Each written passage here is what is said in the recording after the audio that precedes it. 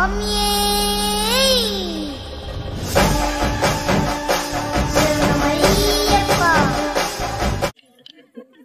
ఇంకా చాలా తెలుసుకోవాల్సిన నేను కూడా ఉన్నాయి. అయితే ప్రధానంగా మన సాంప్రదాయాలు ఏవైతే ఉన్నాయో భజనలు, కోలాటం భజనలు, అట్లాగే రామ పండరి భజనలు, చెక్క భజనలు ఇవన్నీ కూడా ఉన్నాయి. పిల్లలకి నేర్పాలి. నేర్పితే గాని విజ్ఞానం కలగదు. చాలా మంది మన దేవాలయంలోకి వస్తారు. సాంప్రదాయం గురించి చెప్తున్నాను, ఒక చిన్న ఉదాహరణ అన్నమాట. గుళ్ళోకి వచ్చి చక్కగా పూజకి అన్ని తీసుకుని వస్తారు. రాగానే మీ గోత్రం ఏంటని అడుగుతాను నేను. తెలిస్తే చెబుతా. చెప్పంగానే పలానా ధర్మపత్ని పక్కన ఉన్నదో మా అబ్బాయి ఉన్నాడండి, పేరు చెబుతాడు. వాడు రాడు గుడికి. వాడికి అసలు అవసరం కూడా లేదు. అసలు వాడు స్కూల్కి వెళ్తాడు, ఎక్కడికి వెళ్తాడు అసలు. ఎప్పుడో పెళ్ళినప్పుడు వస్తాడు. వాడికి దండం పెట్టడం, చేయించే దండం పెట్టడం. అట్లాగే కొంతమంది కుక్క పిల్లలు తీసుకుని రోడ్లప్పుడు తిప్పుతుంటారు. పొద్దునే దానికి కాలకృత్య అందించుకుంటారు కదా. ఓ పని బజార్లో తిరిగే కుక్క పిల్లకి దాన్ని ఇంట్లో పెట్టుకుని దాన్ని పోషించడం అన్నమాట. పిల్లవాడికి మీద ఉండదు ఆ ధ్యాస, ఆ కుక్క మీద. ఆ కుక్కలో ఇంట్లో ఉంటే పిల్లలు కనుక తింటుంటే ఆ కుక్క ధ్యాసనే వస్తూ ఉంటుంది వాటికి. వాడు కూడా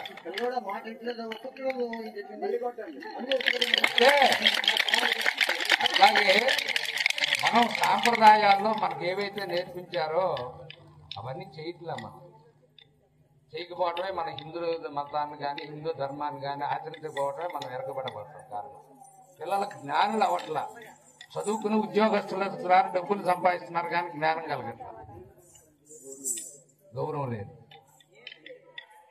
ఎన్నున్నాయి చక్కగా. ఇది నేర్చుకున్న పూర్వకాలంలో పిల్లలందరూ చక్కగా హార్మోనీలు వాయించేవాళ్ళు, పాటలు పాడేవాళ్ళు, భజన పాడేవాళ్ళు, డ్రామాలు ఆడేవాళ్ళు.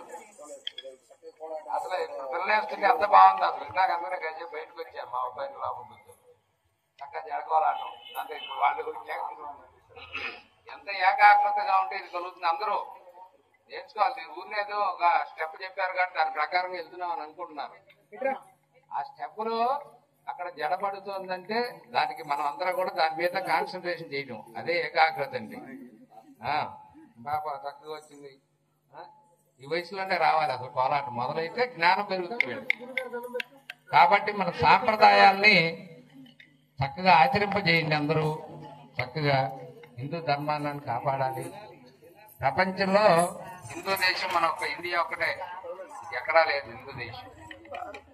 కాబట్టి దీన్ని మీరు కాపాడుకోవాలి. ఇంకో దానికైతే ఎక్కడ ఉండదు మనం. ఎవడైనా మన దగ్గర బతకాల్సిందే కానీ మనం ఒక చోటుకి బతకడం అనేది లేదు ఎక్కడ. చరిత్రలో కొన్ని వేల సంవత్సరాల చరిత్ర ఉంది మనకి. ఇప్పుడు రాముల వారు వచ్చేసి 5,000 సంవత్సరాల క్రితం జరిగిన విషయం అది. అప్పటి నుంచి కూడా ఇతర దేశస్తులు వచ్చి మన దగ్గర బతకడమే కానీ మనం ఇంకో చోట బతకడం అనేది లేదు. కానీ ఇప్పుడు పరిస్థితి కొంచెం అటు ఇటుగా మారటం, అటు ఇటు జరగటం జరుగుతుంది. కాబట్టి దాన్ని కాపాడుకోవాల్సిన బాధ్యత కూడా మనదే. కాబట్టి మన సాంప్రదాయాలందరూ పిల్లలకి నేర్పండి. చక్కగా మన యొక్క విశిష్టతను నేర్పండి. వాళ్ళకి రామాయణ మహాభారతాల గురించి తెలియజేయండి. అసలు మన చరిత్ర ఏంటో మీరు చెప్పండి. మన చరిత్ర గురించి కాకుండా ఏవో చదువుకుంటున్నాం మనం. కాబట్టి వాళ్ళు విజ్ఞానం చేసి మంచి సాంప్రదాయబద్ధంగా 10 మందికి ఉపయోగపడే విధంగా పిల్లలు తయారు చేయడం కూడా మన బాధ్యత. అవన్నీ కూడా హిందూ సాంప్రదాయంలోనే ఉన్నాయి. కాబట్టి అందరూ కూడా హిందూ సాంప్రదాయాన్ని ఆచరించి అట్లాగే వాళ్ళకి ఏమేం కావాలో పిల్లలకి ఇందాక చెప్పాను చూశారు కదా. ఇంట్లోకి వస్తాం, అప్పుడే వస్తాడు, ధర్మబద్ధి ఉండదు పక్కన, పిల్లలు తీసుకురాడు. వాడు ఎప్పుడు పెళ్లి టైంలో గుడికి వస్తాడు.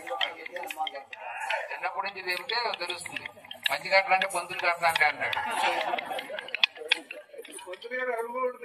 అంతే అదే చెప్పేది. వాడు పని కాబట్టి వాడు కడతాడు. వాడు డబ్బులు ఇప్పుడు అది కూడా రేంజ్ పెరిగింది కదా. పూర్వకాలంలో అన్ని చూసేవాళ్ళు, మిరాశీదారులు ఉండేవాళ్ళు పూర్వకాలంలో, పురోహితులు. ఇప్పుడు ఉన్నాం మేము కూడా.